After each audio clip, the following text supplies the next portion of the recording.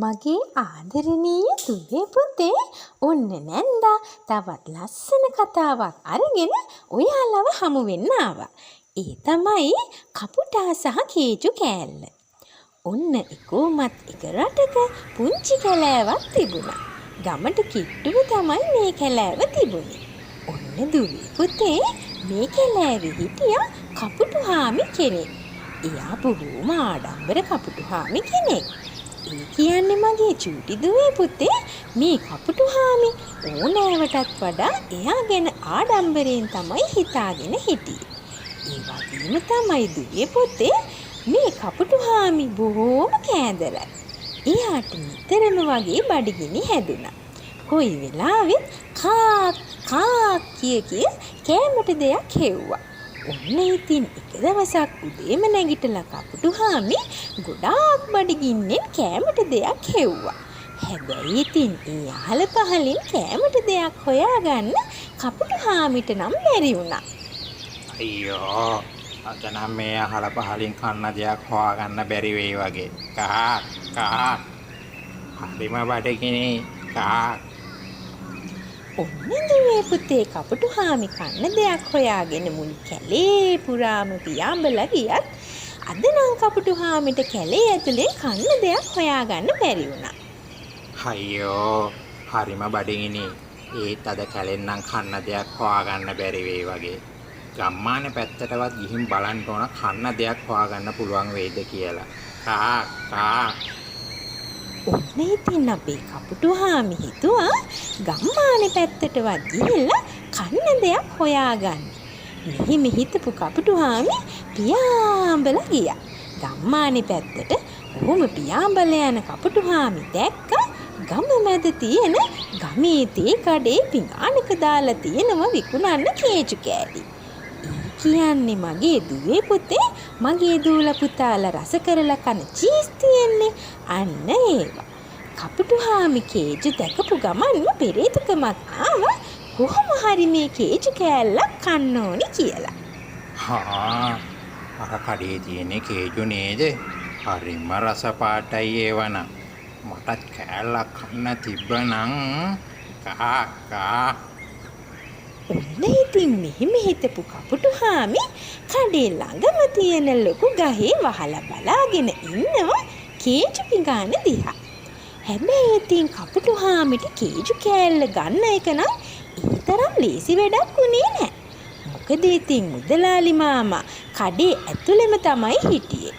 දැන් නම් ඉතින් කපුටුහාමිට හොඳටම බඩගිනි. ඔන්න මුදලාලි මාමා එහාට මෙහාට වුණ ගමන්න කපුටුහාමි ඊතලයක් වගේ වේගයෙන් පියාඹගෙන ඇවිත් කේජු පිඟානෙන් කේජු කෑල්ලක් අරගෙන කැලේ මැද්දට පියාඹලා ගියා. පියාඹගෙන ගිහිල්ලා ගහක අත්තක වහලා නිදහසේ කේජු කෑල්ල කන්න ලෑස්ති වුණා. ඔන්න දුවේ පුතේ එතකොටම මේ කැලේ ඉන්න කපටි නරිරාල කෙනෙක් කපුටුහාමි වහලා ඉන්න ගහ ළඟින් යනවා. නරිරාල දැක්කා මොකද්ද දෙයක් හොටේ තියාගෙන කපුටුහාමි ගහේ වහලා ඉන්නවා. මේ නියර ආඩම්බර කපුටා නේද? මොනවාද හොටේ තියාගෙන ඉන්නේ? නරිරාල මෙහෙම කල්පනා කරන ගමන් හොඳට ලං වෙලා බැලුවා. එතකොට තමයි නරිරාල දැක්කේ කපුටුහාමිගේ හොටේ කේජු කෑල්ලක් තියෙනවා. හම්මේ අර කපුටගේ හොටේ තියෙන කේජු කෑල්ලක් නේ. කොහොම හරි මේ කපුටව රවට්ටලා මේ රසම රස කේජු කෑල්ල මම කන්න ඕන. කේජු කෑල්ල දැකපු නරිරාලට ආස හිතුණා මේ කේජු කෑල්ල කොහොම හරි කපුටගෙන් අරගෙන කන්න. ඔන්න ඉතින් නරිරාල හිමින් කපුටුහාමි ඉන්න ගහ යටට ලං වුණා. ලං වෙලා මෙහෙම කිව්වා. සුබ සංජාවක් කපුටුහාමි. බලන්නකෝ මේ කපුටුහාමිගේ ලස්සන අත්තටු දෙක රත්තරන් පාටින් දිලිසෙනවා. මේ කපුටුහාමිගේ හොටේ මේ කැලේ ඉන්න කිසිම කුරුල්ලෙකුගේ දැකලා නෑ මෙහෙම ලස්සන හොටක් නම්. කපුටුහාමිගේ කකුල් රිදී පාටයි. මෙහෙම ලස්සන කපුටුකාමි කෙනෙක් මම මේ කැලේ විතරක් නෙමෙයි වෙන කැලෑවකවත් දැකලා නෑ. ඔන්න දුවේ පුතේ නරිරාල මේ කපුටු හාමි ආඩම්බරයි කියලා දන්න නිසාම බොරුවට කපුටු හාමිම වර්ණනා කරන්න පටන් ගත්තා. මේ වර්ණනාව අහපු කපුටු හාමි අත්තටු දෙක පුම්බගෙන ආඩම්බරයෙන් හිටියා.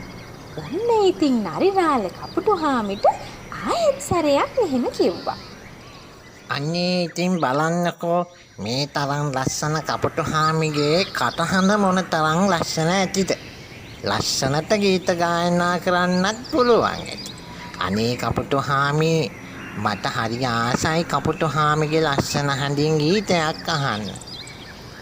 නරිරාල මෙහෙම කියනකොටම කපුටු හාමි ආඩම්බරයෙන් අත්තටු පුම්බගෙන සින්දුවක් කියන්න කට ඇරියා. අයියෝ! එතකොටම කපුටු හාමිගේ හොටේ තිබුණු කේජු කෑල්ල බිමට වැටුණා. කේජු කෑල්ල බිමට වැටෙනකොටම ගහ යට හිටපු නරිරාල කේජු කෑල්ල අහුලගෙන කෑවා. අනේ මෝද කපුටෝ ආඩම්බරකම හින්දා කේජු කෑල්ලක් නැති වුණා නේද? හරිම රස කේජු කෑල්ල. නරිරාල කේජු කෑල්ලක් කාලා කපුටු හාමිට ලැජ්ජත් කරලා එතනින් යන්න ගියා. දැක්ක නේද දුවේ පුතේ? කපුටු හාමිගේ ආඩම්බරකම නිසා හරිම අමාරුවෙන් අරගෙන ආපු කේජු කෑල්ල කපුටු හාමිට නැති වුණා. කපුටු හාමිට බඩගින්නෙත් ඉන්න වුණා. මගේ දූල පුතාලා නම් කපුටු හාමි වගේ බොරුවට ආඩම්බර වෙලා දූල පුතාලගේ වටිනා දේවල් නැති කරගන්න එපා. එහෙනම් ඉතින් තවත් කතාවකින් ඕගොල්ලෝ හමු වෙනකන් ඕගොල්ලන්ට සුබ දවසක්.